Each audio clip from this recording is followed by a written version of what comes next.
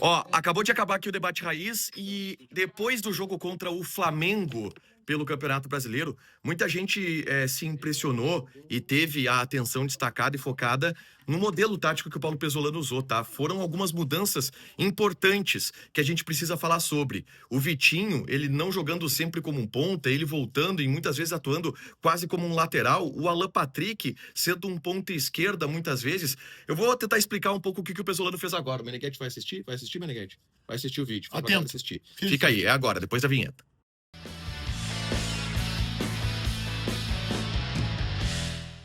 Bom, tá na tela aí então o campinho com a escalação do time que enfrentou o Flamengo no estádio do Maracanã, tá? Aquela escalação que vem sendo a titular do Internacional. Rocher no gol, a defesa com Bruno Gomes, Gabriel Mercado, Vitor Gabriel e Bernabé em uma linha defensiva, 2 volantes, Ronaldo e Paulinho, 3 meias, né, no 4-2-3-1, Vitinho, Alan Patrick e Carboneiro com Rafael Borré na frente. O grande ponto aqui, gente, é que esse time ele tá marcando e se movimentando de uma maneira completamente diferente do habitual que a gente vê as equipes em um 4-2-3-1 se movimentar, tá?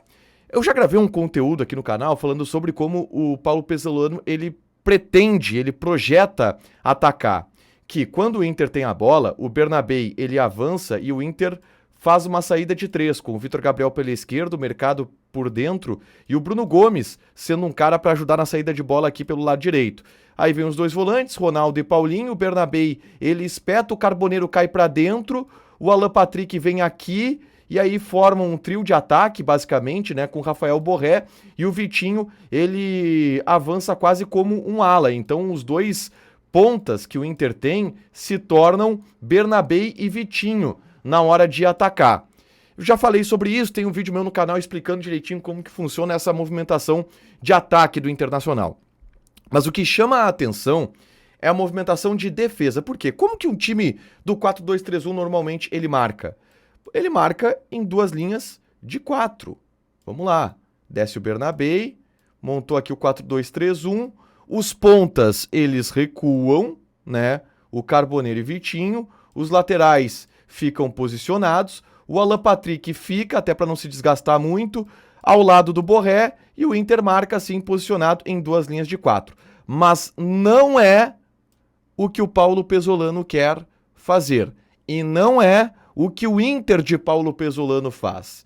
E isso surpreendeu nesse início de trabalho do técnico uruguaio, tá? Como que ele tem feito para fazer a sua transição defensiva? Ou seja, quando o Inter perde a bola, como que ele faz para evitar contra-ataques? Primeiro, tá? Então, os 2 meias aqui, né? Vitinho, aí aqui Ronaldo e Paulinho, o Bernabé avança, o Inter tá no ataque, Vitor Gabriel e Bruno Gomes. Eu já falei com vocês que quando a bola tá no campo de ataque, o Bruno Gomes ele sobe uma casa, né? E aí o Inter fica com o Bruno Gomes quase como um volante para poder ajudar aqui na construção de jogo. E quando perde a bola, imediatamente os jogadores marcam para frente. Eles pressionam perto da bola. Todo mundo pressiona para tentar atrasar o máximo possível o contra-ataque, a transição do adversário.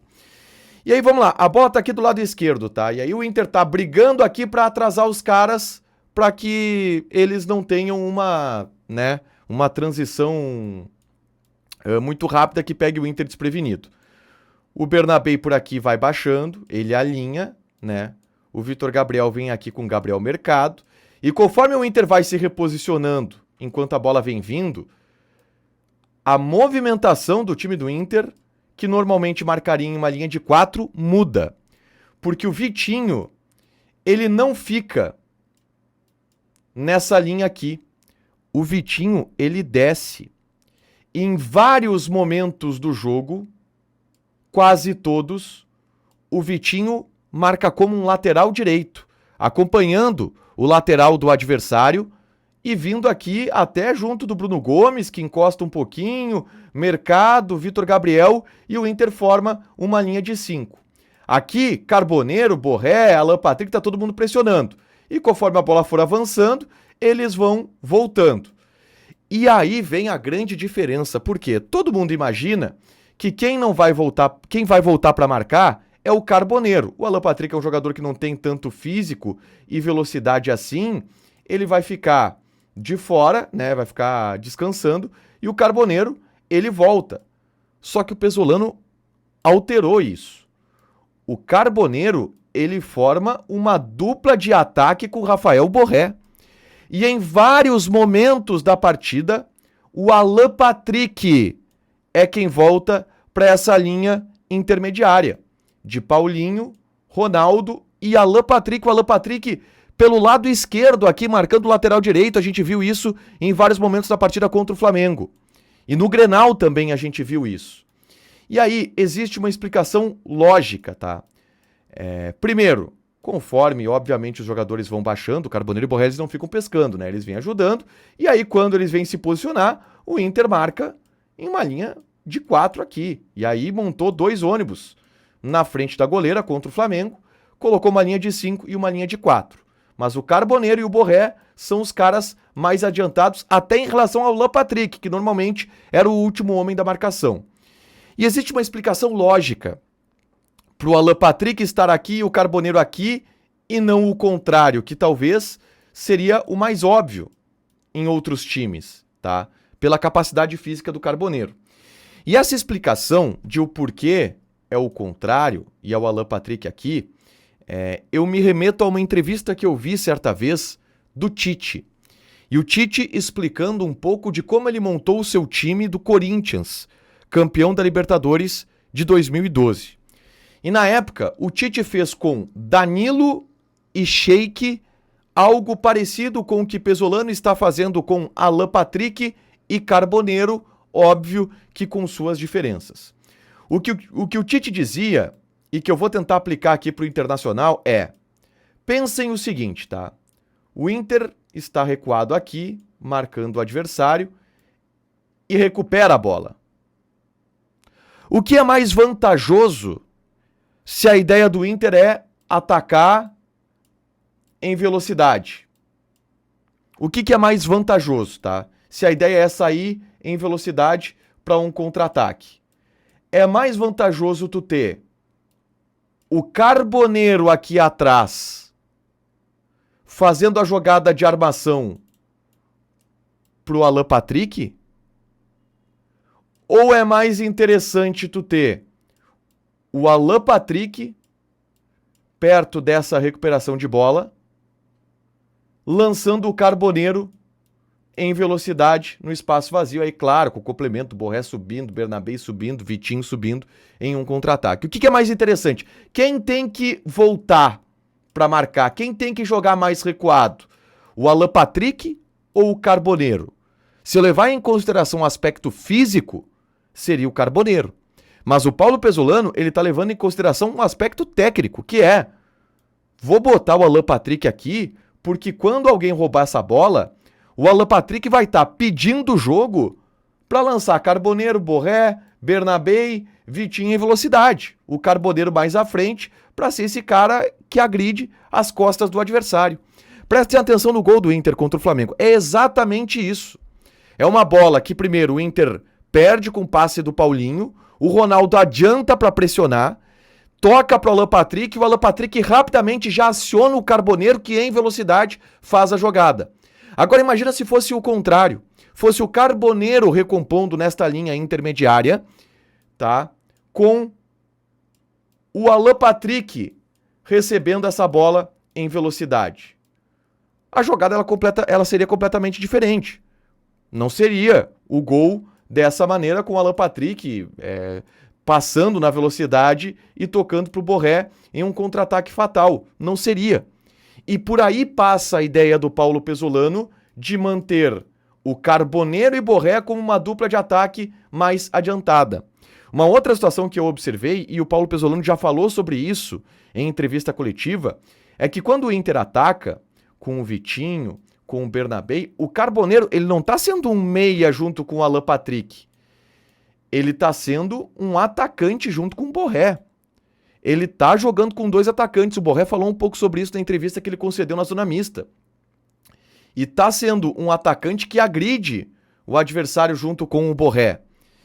E o Alan Patrick, em muitos momentos, tá? Quando o Bernabé tá aqui atrás, o Alan Patrick cai pelo lado esquerdo e o Inter joga assim. Com o Carboneiro de um segundo atacante, o Borré mais à frente, o Carboneiro flutuando, mas o Alan Patrick pegando essa bola aqui. Por quê? Porque ele traz a bola para dentro para a passagem do Bernabé, que sempre tem muito poder nessa passagem.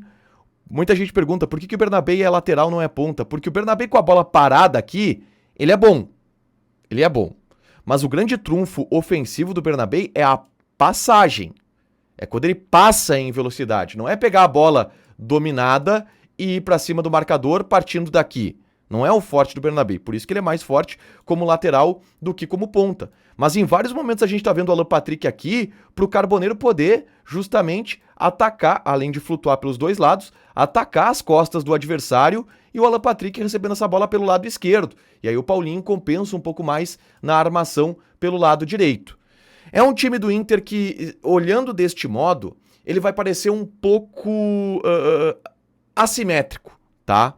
Porque ele é um pouco torto, o Alan Patrick não é ponta, o Vitinho, ele tá jogando quase como um ala, o Carboneiro, que era o ponta, ele virou atacante, mas esse é o Inter do Pesolano. O ponta, ele não é bem um ponta. O meia, ele não é bem um meia.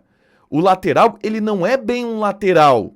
São jogadores que têm a sua posição inicial dentro do jogo, mas que ocupam outros espaços do campo com outras funções importantes para o time.